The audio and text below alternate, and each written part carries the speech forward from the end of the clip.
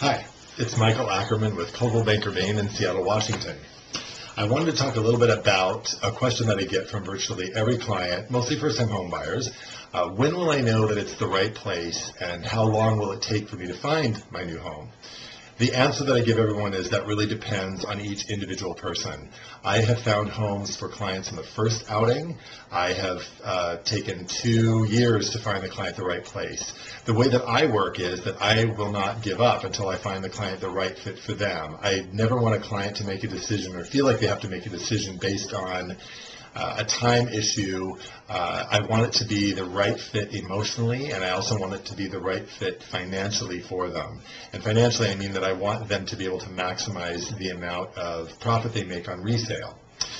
The first thing that I think any client should do with their agent, and the thing that I do with my clients when I first start working with them, is sit down and make a list of their hot buttons. What do they like? What are they looking for in their new home? A good place to start is by asking them, what do you like in the place that you're currently renting or the current home that you live in?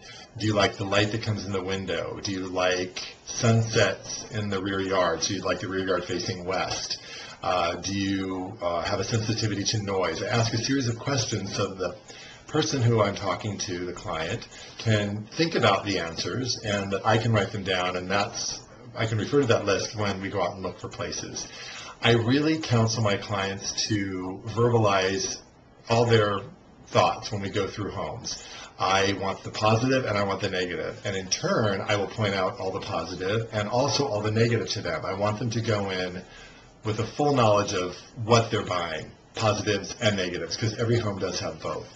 I've had clients where the home is virtually almost there, but not quite. And I hear them coming up with a lot of, well, it's great, but, well, it's great, but. I often say if you have more than 2 buts in your thoughts afterwards, it's not the right home. If you're trying to talk yourself into it, it's not the right home. It should really just fit and feel like this is it. Even if there's 1 or 2 things that you're not getting, the things that you are getting in the home should far outweigh the few items that you may not be getting.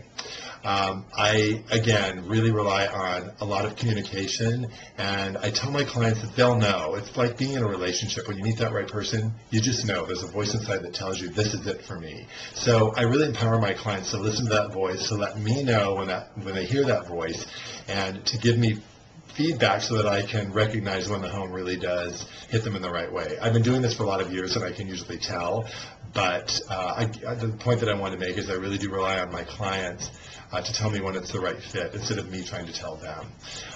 Again, it's Michael Ackerman. If you have any questions about buying a home or anything that I've talked about today, feel free to email me at michaelackerman@cdbain.com.